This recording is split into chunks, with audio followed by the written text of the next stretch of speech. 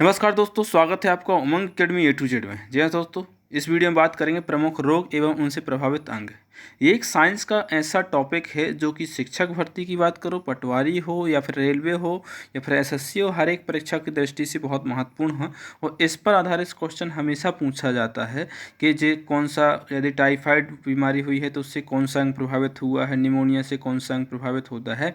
एक नंबर का क्वेश्चन इससे पूछा जाता है, तो इसको लेकर के आया हूँ यहाँ पर। आप कुल मिलाकर के 23 जो हैं बीमारियां जो होती हैं मुख्य रूप से हैं, उनसे कौन सा अंग प्रभावित होता है उसके बारे में इस वीडियो के माध्यम से आपको पता चलेगा।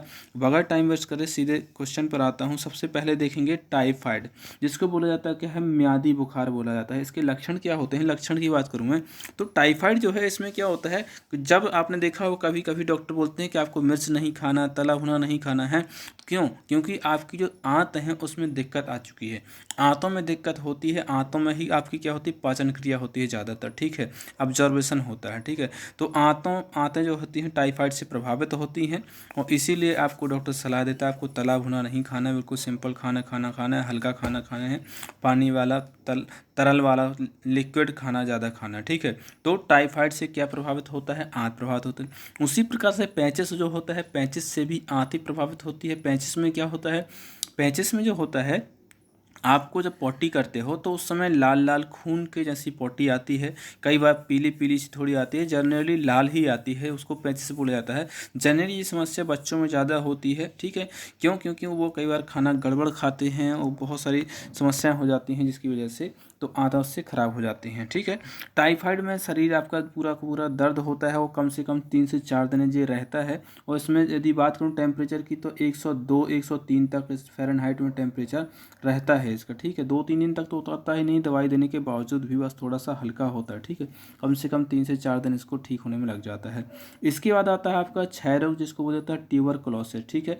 माइकोबैक्टीरियम ट्यूबरकुलोसिस जो है बैक्टीरिया उससे होता है, और ये मुख्य रूप से फेफड़े को प्रभावित करता है। वैसे तो टीबी 3 जगह पर हो जाता है, रीढ़ की हड्डी में भी टीबी होती है, ठीक है, लेकिन मुख्य रूप से यदि पूछा जाता है तो वो फेफड़े की ही टीबी होती है, ठीक है, जो कि लंग्स को डैमेज करता है आपका। इसमें इसको एक और नाम दिया जाता है क्षय रोग, तो इसको बोला जाता है टीबी भी बोला जाता है, ठीक है, तपेदिक भी बोला जाता है। क्षय रोग इसलिए बोला जाता है क्योंकि जब ये बीमारी होती है तो शरीर का वजन जो धीरे धीरे क्षय होने लगता है, मतलब कम होने लगता है, ठीक है। तो ये मुख्य रूप से जो श्वास के जरिए इसको ये बीमारी फैलती है। तो जब भी आपने देखा हो टीबी के वार्ड में जाते हैं, जब भी अस्पताल में कभी जाओगे तो वो सब पेशेंटों को क्या है, मास्क लगाया जाता है। कोविड के समय अभी शुरू हो गया है मास्क लगाना, इसके पहले सिर्फ ट्यूबरकुलोसिस में ही मास्क लगाया जाता था। इसके बाद में होता है निमोनिया, जो कि ये भी फेफड़ा या फिर लसिका प्रणाली को भी प्रभावित करता है। इसका क्या होता है, निमोनिया जो होता है, जब भी आपने देखा हो कई बार क्या है, बहुत ठंडी के समय में किसी को ठंड लग जाती है, ठंडे पानी से नहा लेते हैं तो उसको सर्दी जुकाम हो जाता है, बुखार आने लगता है, पूरा शरीर दर्द देता है, फेफड़े इन्फेक्शन होने लगता है, वो होता है निमोनिया, ठीक है। तो इससे भी क्या है, लसिका प्रणाली या फिर फेफड़ा कह सकते हैं आप, दोनों इससे क्या होते हैं, प्रभावित होते हैं। इसके बाद में आता है आपका प्लेग। प्लेग जो बीमारी होती है इससे लसिका प्रणाली या फिर फेफड़ा मुख्य रूप से क्या होता है, प्रभावित होता है। इसमें भी कई प्रकार की समस्या होने लगती है, आपको ठंड दे करके बुखार भी आ सकता है और जलन होती है, कई प्रकार के चकत्ते आ जाते हैं शरीर में। जे चेचक जैसे चकत्ते नहीं आते, इसके कुछ अलग चकत्ते रहते हैं, आपको उल्टी जैसा होता है, मिचली होती है, दस्त लगने लगते हैं, तो ये प्लेग की समस्या होती है। नींद की बीमारी जो होती है ये मुख्य रूप से मस्तिष्क को प्रभावित करती है। जैसे कि आप देख सकते हैं, कभी भी यदि आप देखेंगे तो कहीं पर भी देखेंगे, कोई भी व्यक्ति यदि उसको बहुत ज़्यादा नींद आ रही है तो क्या है, वो थोड़ा थोड़ा क्या है, मस्तिष्क की उसमें प्रॉब्लम है, ठीक है। पार्किंसन जो बीमारी है वो भी मुख्य रूप से मस्तिष्क को ही प्रभावित करती है। इसके बाद में है टेटेनस। टेटेनस जो है ये भी तंत्र या फिर मांसपेशी दोनों को प्रभावित करता है। मुख्य रूप से तंत्र का तंत्र माना जाता है, किसी को टेटनस की बीमारी हो जाती है उसके शरीर का जो तंत्र का तंत्र है वो गड़बड़ हो जाता है, मांसपेशियों की समस्या होती है। इसीलिए कभी भी आपने देखा होगा कि जब किसी को लोहा या फिर किसी प्रकार की धातु लग जाती है तो बोला जाता है कि टेटनस का इंजेक्शन लगवा लीजिए, ठीक है। तो टेटनस का इंजेक्शन लगवाया जाता है, और मोस्टली ये 6 मंथ के अंतराल में लगवा लेना चाहिए आपको, क्योंकि कई बार ऐसा होता है, मोस्टली वो कैंडिडेट जो क्या होते हैं, जो लोहे से बनी हुई वस्तुओं का, औजारों का उपयोग ज़्यादा करते हैं, जिसके लगने के चांस ज़्यादा होते हैं, उनको हर 6 महीने में टेटनस का टीका लगवा लेना चाहिए। गर्भवती महिलाओं को भी टेटनस का टीका लगाया जाता है, जो न्यू बॉर्न बेबी होते हैं उनको भी टेटनस का टीका शुरुआत में ही लगता है, ठीक है। टिटनेस से है तंत्र मांसपेशी प्रभावित होती है।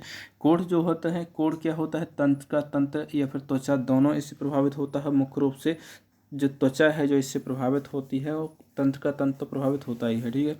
और इसमें क्या होता है, जो शरीर के जो अंग होते हैं, शरीर की जो त्वचा होती है उसमें अनचाहे अंग बढ़ने, जैसे मान लो ये शरीर का पैर है, ठीक है, तो यहाँ थोड़ा सा बढ़ जाएगा, ठीक है, थोड़ा सा यहाँ बढ़ जाएगा और पूरा छिलने सा लगता है, ठीक है, तो वो क्या होता है, कोढ़ होता है। इसके बाद में है पोलियो जो है तंत्र रीढ़ की हड्डी जो है इसको मुख्य रूप से प्रभावित करता है। रीढ़ की जो तंत्र होता है मुख्य रूप से उसको प्रभावित करता है। आपने देखा हो कई बच्चों पोलियो हो जाता है तो उनका पूरा का पूरा एक अंग जो है कमज़ोर पड़ जाता है, वो क्या होता है, पोलियो वायरस की वजह से हो जाता है। रेबीज़ जो होता है कुत्ते के काटने से होता है, जो कि तंत्र को प्रभावित करता है। इसके बाद में है डिप्थीरिया जो है श्वास नली को प्रभावित करता है। इसके बाद में इन्फ्लुएंजा है जो कि श्वसन तंत्र को भी प्रभावित करता है। चेचक बहुत ज़्यादा पूछा जाए जो कि संपूर्ण शरीर को प्रभावित करता है। डेंगू ज्वर जो है जो कि संपूर्ण शरीर को प्रभावित करता है। और डेंगू ज्वर भी एक प्रकार से, जैसे आपको देखा कि टाइफाइड जो होता है उसी प्रकार से इसमें भी बहुत तेज़ बुखार होता है और बहुत ही जल्दी प्लेटलेट काउंट्स जो है बहुत गिरने लगती हैं जब डेंगू बुखार होता है, ठीक है।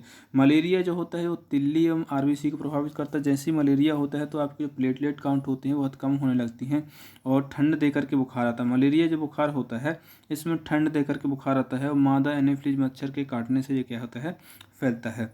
काला ज्वर जो है अस्थि मज्जा या फिर रेटिकुलोएंडोथेलियम प्रणाली को प्रभावित करता है।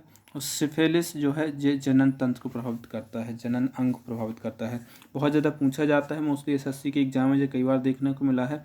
जहाँ साइंस का पोर्शन आता है, पर्यावरण का पोर्शन आता है, वहाँ पर ये क्वेश्चन पूछे ही जाते हैं, ठीक है। गोनोरिया जो मुख्य रूप से क्या है, मूत्र रोग की बीमारी होती है जो कि मूत्र रोग को प्रभावित करता है। ज़्यादातर ये क्या है, महिलाओं में प्रभावित करती है, ठीक है, किसको, महिलाओं को। एड्स जो है ये सभी को प्रभावित करती है। प्रतिरक्षा प्रणाली जो है इससे मुख्य रूप से प्रभावित होती है।